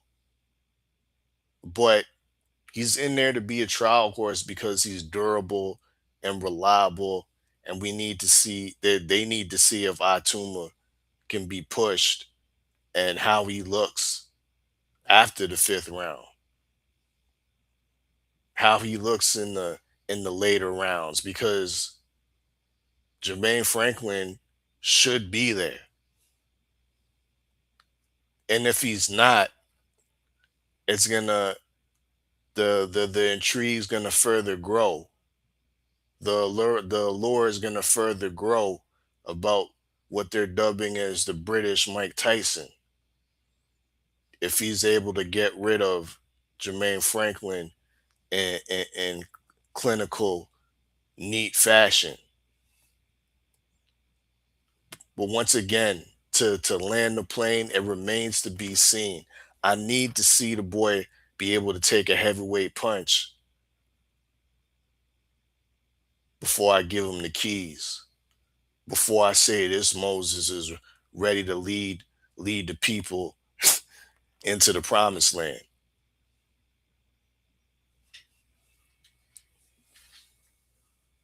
Well said, my boy. Let's keep it pushing. Let's cook on this real quick, man. I don't really see too many people speaking on Baki Murtazaliev and Josh Kelly, man. When we talking about 154, I'm hearing Boots Ennis, Virgil Ortiz, Xander Zayas, Fundora, niggas me for the past 6 months. Keith Thurman, he's gonna beat everybody. I don't see people talking about Baki, and it kind of frustrates me a little bit because Baki had one of the best performances at 154. Man, he knocked out Tim Tszyu in spectacular fashion, and he did it before Fedora did it. That he did it first on his Kanye West shit, right? Is Baki Murtazaliev being overlooked here? I'm gonna come back to all fella. This is another foreign fighter, and he is fighting Josh Kelly as well. Hey, Five, I got to go ahead and cut out so I can shut up. You know what I'm saying? 7 p.m. Eastern Standard Time, man. Y'all pull up Tales from the B-side. You know what I'm saying? Me and TD, we got Clarence Bones Adams. Oh yeah, that's gonna be. Yeah, we're going to chop it up. That's the guy that got that famous gym in Vegas, right? You might know better than me right now. I'm going through my notes right now. You know what I'm saying? So I got a little time to go through my notes right now. Y'all tap in over at the US6 Sports and Entertainment Hub. Appreciate y'all, man. You know what I'm saying? It's always been a good one, man. Okay. Appreciate you too, bro. All right. All fella, man. What say you about Baki though? Overlooked, underlooked. Um, he fits both descriptions, in my opinion. And I think Baki's just a victim of not being on a big promotion. You know, if Bakram Murtazaliev was on Matchroom, Eddie Hearn would be calling him the boogeyman, the biggest killer at 154. But Baki don't got that. You know what I mean, Baki has been um, somewhat silent, promotionally silent since his spectacular stoppage at Tim Tszyu. It's been a while. I think Baki's teetering on being inactive as well. You know what I mean? So I think that's some of the reasons why he might be being overlooked or not talked about. When we have a division that's now starting to heat up back again with, like you said it, we got Xander Zayas and Abbas Baru unifying. You know what I mean? Um, the other situations at 54, hopefully Virgil Ortiz and Boots finally get that situation rectified.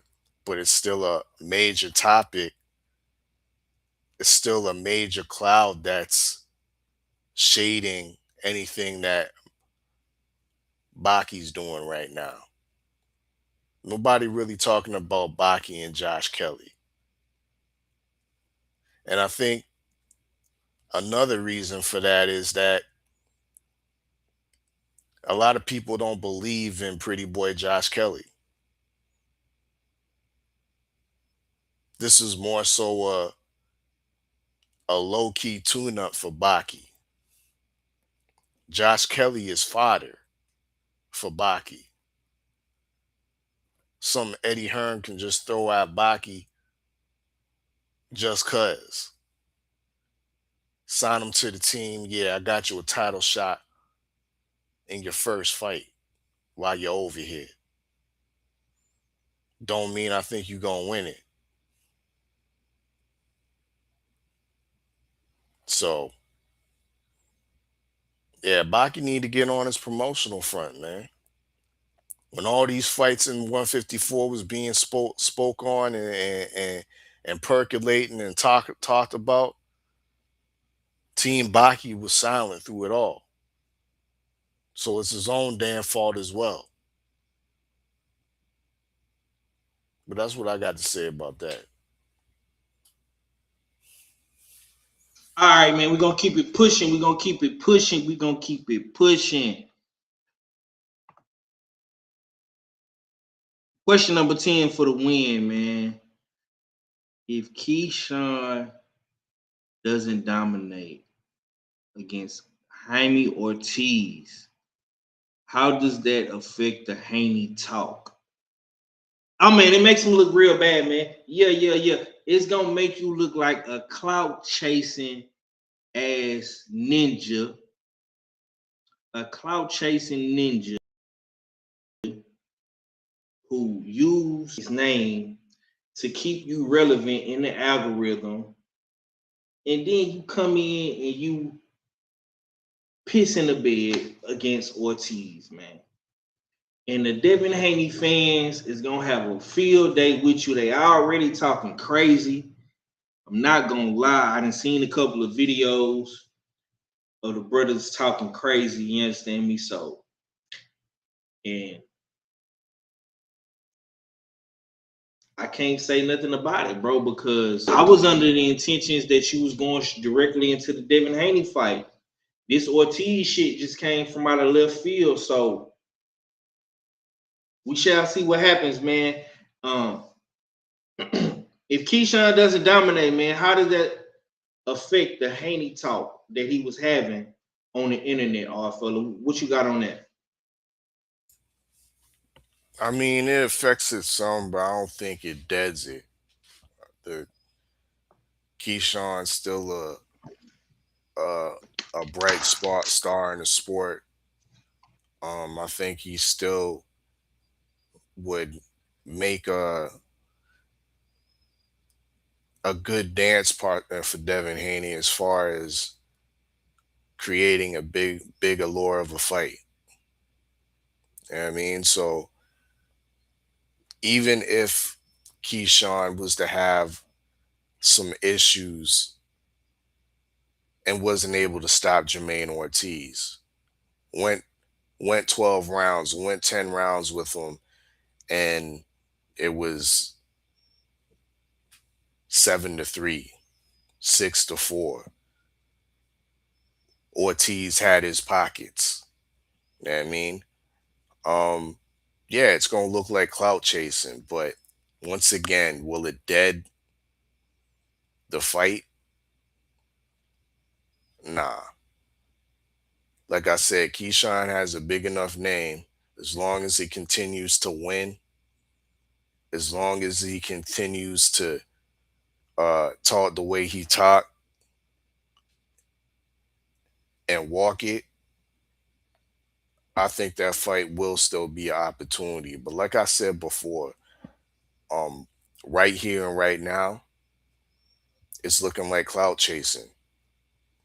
Right here and right now, it's looking like you're using Devin Haney's name to bolster this fight that you're in. But that's my I don't got Yes. much on it. Yes, sir. Yes, sir. Yes, sir. Shaquilla Fields say Keyshawn is on the Haney list, man. And that list, man, is very, very vicious out here, man. Motherfuckers is standing on that list, dog. So I'm not mad at you, Queen. That's how you feel. That's facts. That's facts, man. Stand on that shit. Respectfully. All right. Salute to the homie Teach as well. Usual suspect Sunday. I got my brother Arthur in the building with me about and prep for his Tales from the B side, man, with Carlos Bones Adams.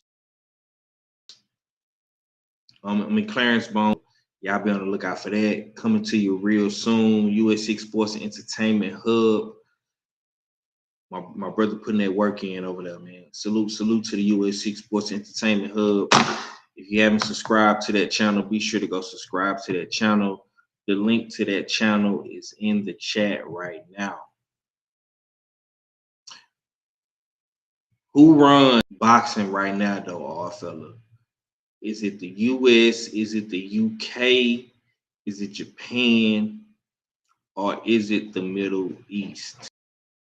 Mm. Who runs boxing? Well, on paper,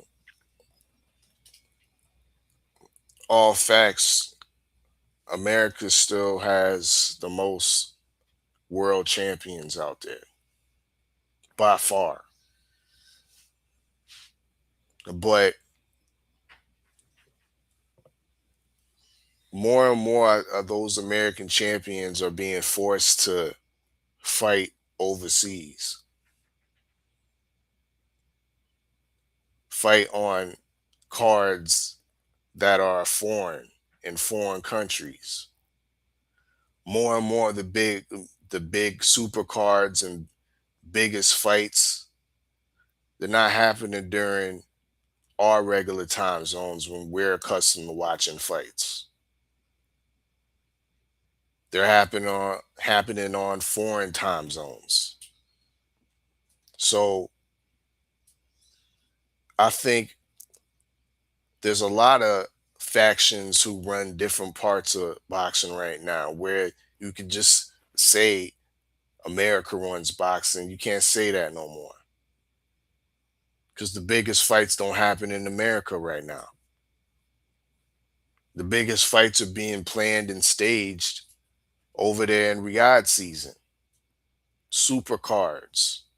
We had a bunch of great American talents from David Benavidez to Devin Haney, Brian Norman Jr., Jesse Bam Rodriguez, Abdullah Mason, all fighting in Riyadh.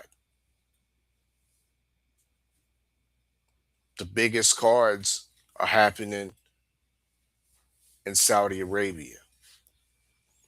When you look at the heavyweight division, they used to say, as the heavyweight division goes, the whole boxing world goes. Well, the heavyweight division is being ran by the UK. We just spoke about it earlier. You call my man's a gatekeeper, but the gatekeeper, in order to get some legitimate work, has to go overseas to the UK to be a trial horse against Moses Atuma. The UK is running the heavyweight division. Queensberry got damn near 80% of the top 20 on lock on Queensberry in the stable.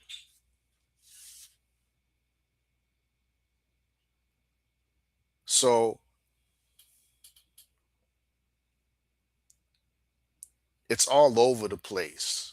Different fractions are running different segments of the sport, and it's no longer singular where you could say, yes, the states is running the sport of boxing. The Saudis are putting on and staging the biggest fights and the biggest cards. In the United Kingdom is running the heavyweight division, the so-called glamour division. Yes, And sir. maybe in 2026, we'll see a new emergence of this whole league, and that might influence as well who's running boxing with TKO. Yeah, man. I can't really put my finger on it per se to say one particular country or region is really running boxing right now. When you think about it, if we're being technical, we could say the Middle East because majority of the more popular cars are in Saudi or in Riyadh. We could go to Japan with it. Monster Inoue probably had the best run in 2025. Defended undisputed 4 times. If we want to go with the big boys, they say the heavyweights run boxing. Who got all the heavyweights right now? The UK. Usyk, beat all them UK, but he's having to go to the UK or to the Middle East to do it, right? America. America, we still got all the champs reside in it. So, if I was to put it on one particular country, I would say the Middle East, man, just off the fact of Turkey, Riyadh, Ring, you know what I'm saying? But not really one particular region or country is really running it for real. I think it's kind of divided. Now, if we was having this conversation, let's say maybe 5-6 years ago, 2018, 2017, going into COVID with the 2020, of course I would say America because that's when PBC had it on lock. You know what I'm saying? That's when Top Rank was killing it on ESPN. You know what I'm saying? That's when Golden Boy was on the zone doing their thing in America. But right here, right now, man, I can't say that. So it's hella divided right now, fellas and ladies. Salute to the homie Detroit BC. He say 5. You gotta respect it. Dev standing on it and ain't trying to clear it. Hey man, salute to Dev. Salute to Dev. And speaking on that, standing on it, man. This is my next question, man. Great minds think alike. Appreciate you coming through, bro. Who's really standing on business in 2020? Is really standing on business in 2026, man? We gotta find out. But we're gonna project a little bit. We're gonna give our predictions to see who are some of the fighters, promoters, managers, networks, who is gonna be some of those key people in boxing that's gonna really stand on business in 2026. Our fella, Dana Black, the commissioner. You.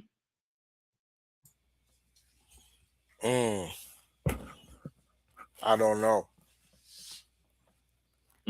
I don't know what, because we're not entering a traditional boxing year, 5. We're in the midst of a new boxing order. So there's going to be a lot of switches being made, whether you're dealing with the old traditional system and the 4-belt system, or whether you're moving over to the league system.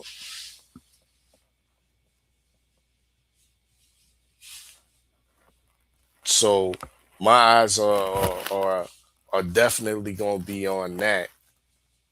And I know certain people or certain factions of the fans have already um taken their side,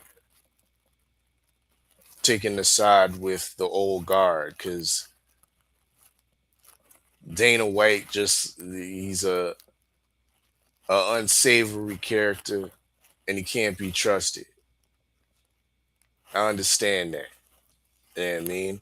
So for those who decide to stay with the old guard, are they gonna be standing on business? Even though the old guard been consistently on that fuck shit? Or is the fighters that have decided to get in with the league, get in with the new wave of boxing that has the chance to ultimately affect the old guard and possibly even destroy what we know as the old guard of boxing?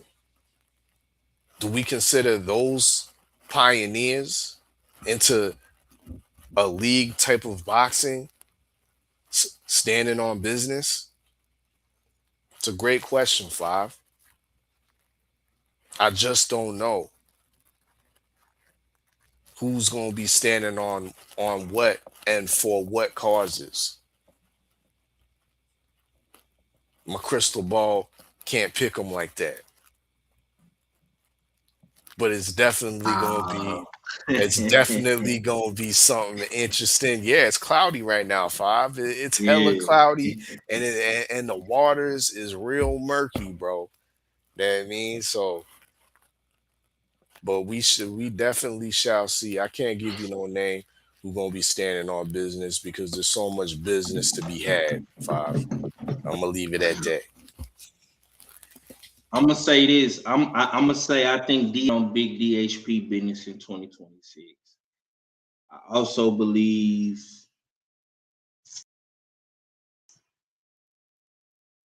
in Riyadh gonna be standing on business in 2026. You understand me? A lot of fighters, slowly but surely. I'm gonna say this right here, right now, man. December the 28th, man, 5:42 Central Standard Time in Houston, Texas.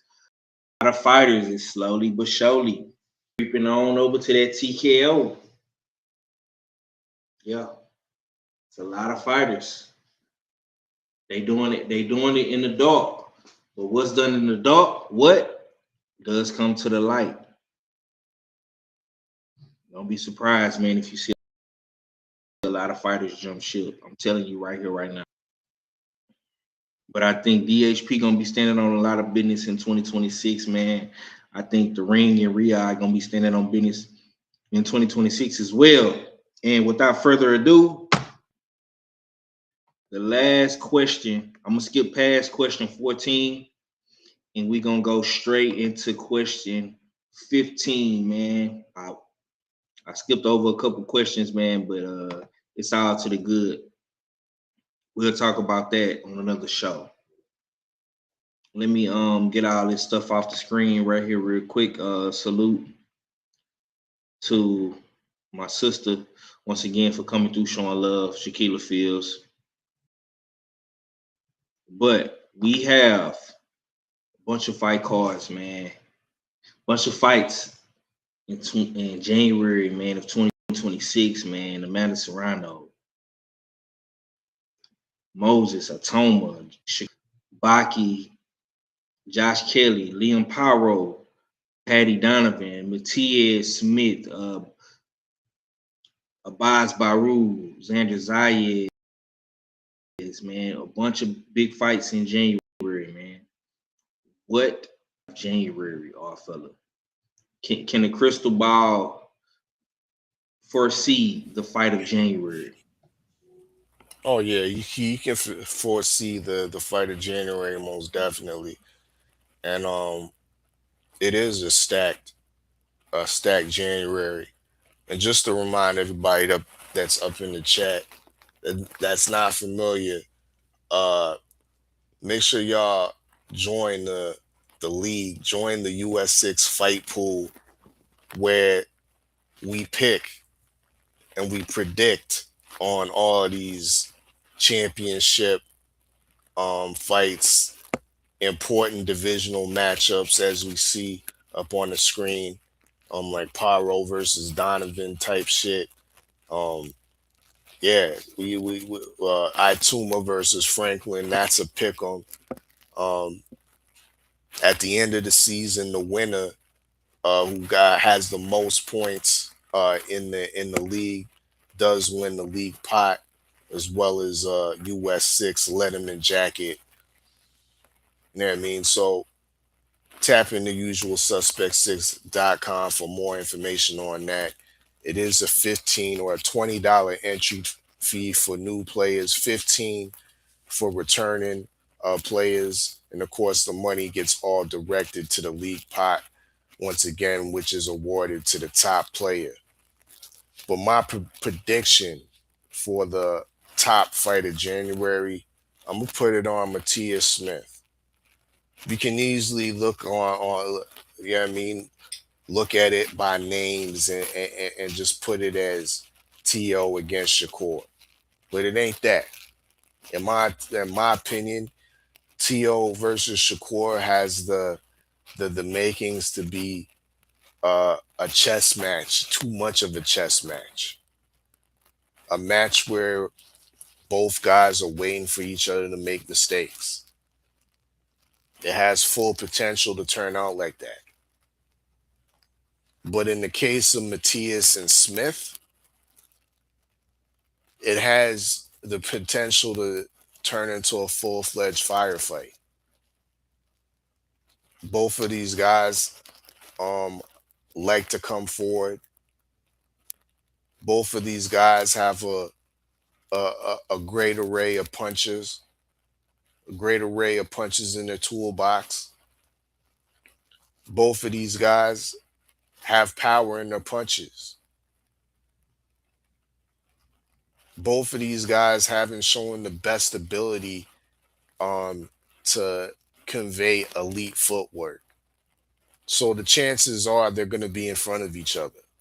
They're not going to be hard for each other to find. It's going to be a lively crowd in the Barclays Center in Brooklyn for the Fresh Promotions, the Puerto Rican outfit that are making their inaugural event or boxing event in America. So with that being said, I think the Matthias Smith, the way their styles will clash, will turn out to be the best fight in January. Easily.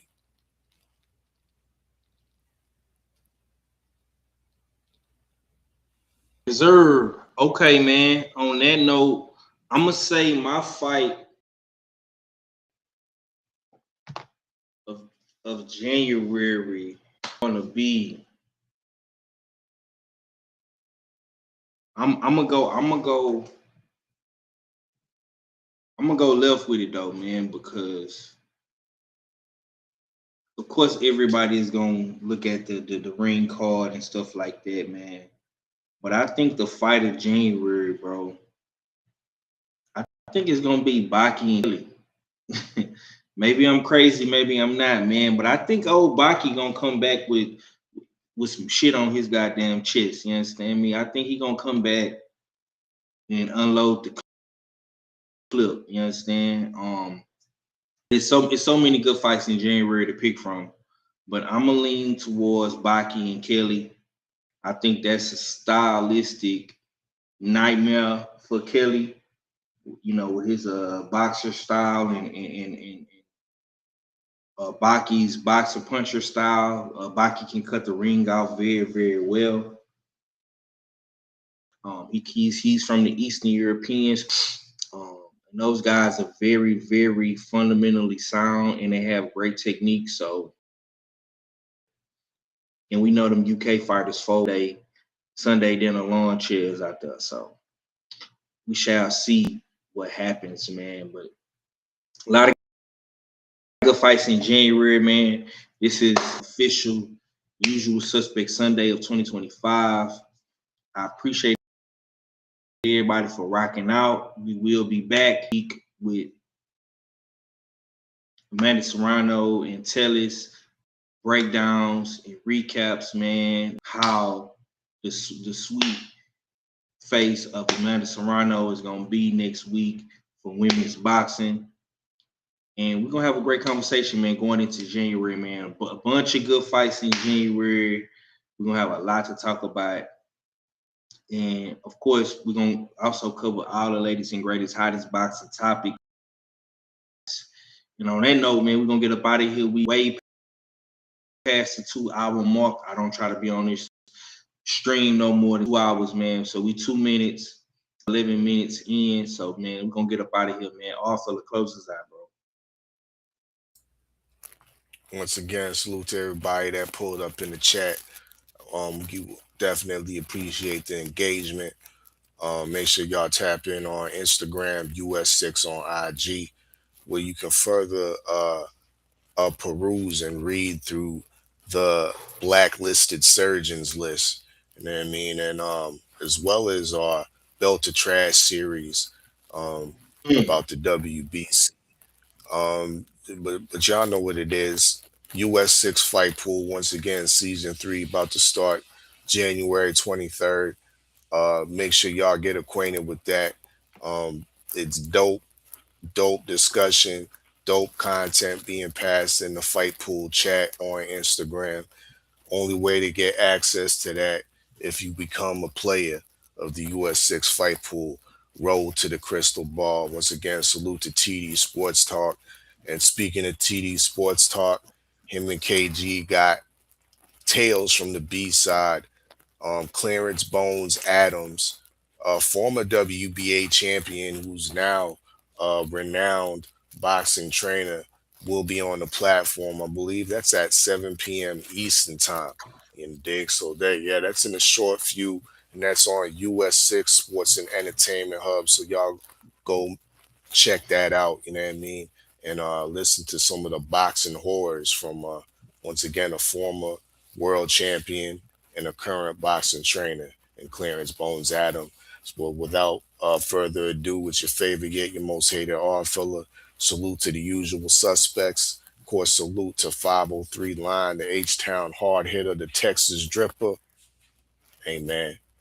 And I'm Gizon. Yes, sir. And on that note, we gone, man. Y'all be sure to tap in right here, right now, man. The link to KG and TD, man. Tales from the B-side. The link to that channel is in the chat, man. US6 Sports and Entertainment Hub. Tales from the B-side. To you in about 7 minutes, just like that.